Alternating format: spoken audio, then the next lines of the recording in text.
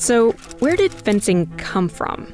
An early form of fencing for sport can be traced back to ancient Egypt. The fencing as we know it today derived from the European duel. The design of swords evolved from a defense and hunting strategy of cutting and slashing to thrusting, because it was far more deadly and effective.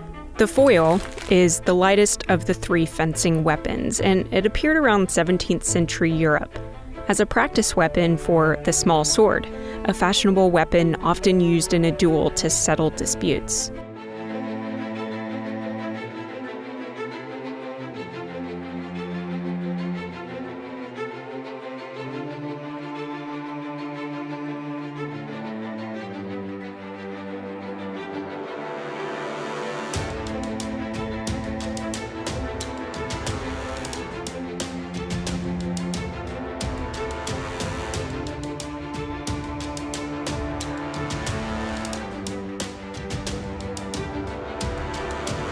Nin explains the rules of Olympic fencing.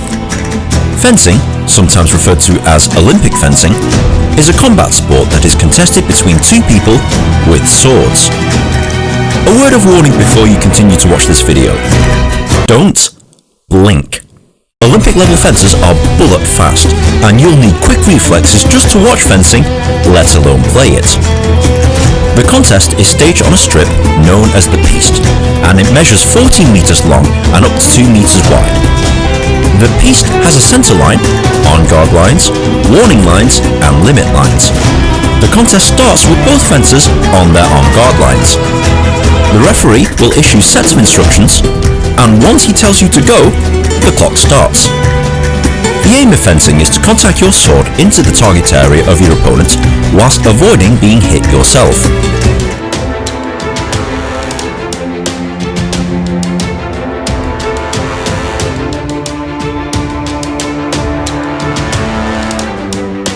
The on-guard position should be low on the knees, with the dominant foot forward and the back foot at a 90-degree angle. The blade arm is raised with the tip of the blade forward or angled slightly up for foil and epee weapons. The elbow is towards the ground. The back arm is also raised and placed behind so as not to interfere with the target area and to act as a balance support. The back should be straight and the fencer should be light on the feet. To move forward and backwards along the strip, begin with the front foot heel to toe, pushing off the back leg, and pushing off the front leg to move backwards while keeping the back straight.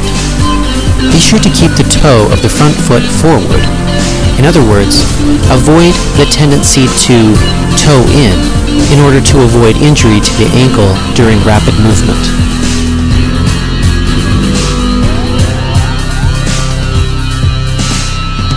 Lunging forward is the basic attack in fencing. Lift the front leg and kick out with the heel while pushing off the back leg, while extending both arms.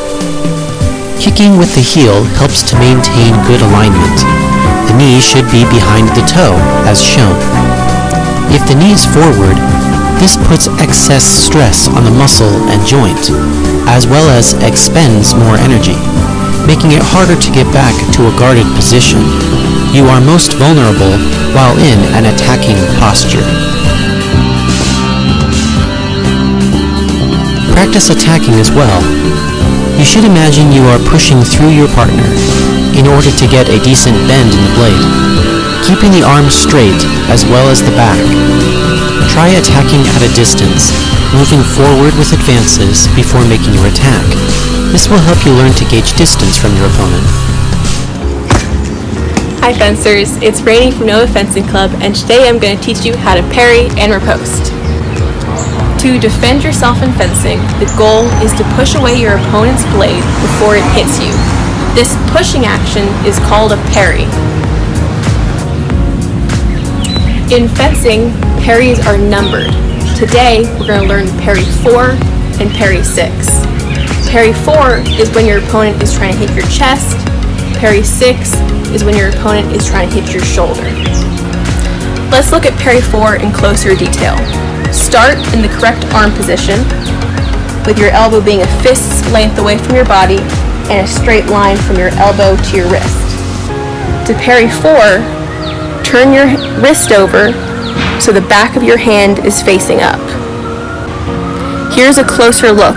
Watch what happens to my thumb. Let's take a closer look at parry 6. Start in the correct arm position.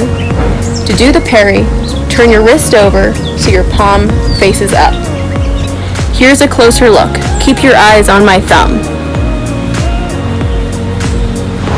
Now let's talk about the riposte.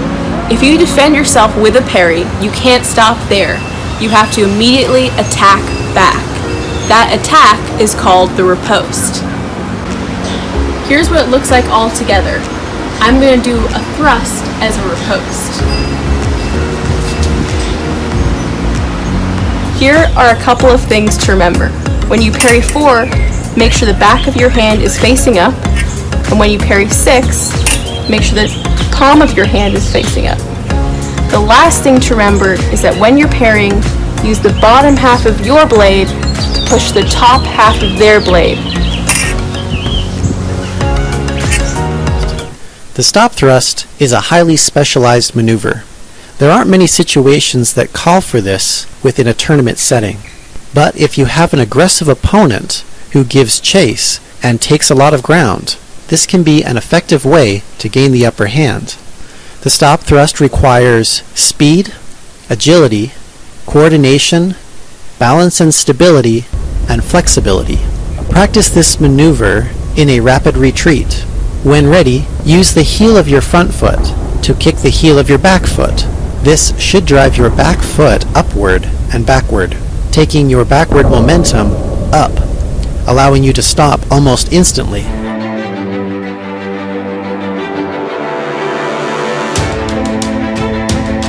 The judge will be expected to know a number of hand signals. These are not hard to learn. To commence the match, you will see the hand signals for en garde, ready, fence. The traditional French equivalent is en garde, prêt, allez. To stop the match, you will call halt, point in line, signal an attack, touch against, award a point, indicate when a touch is invalid, parry, double touch and points for épée, simultaneous touch and no point awarded, no, preparation, and carding a fencer for incorrect action or misconduct.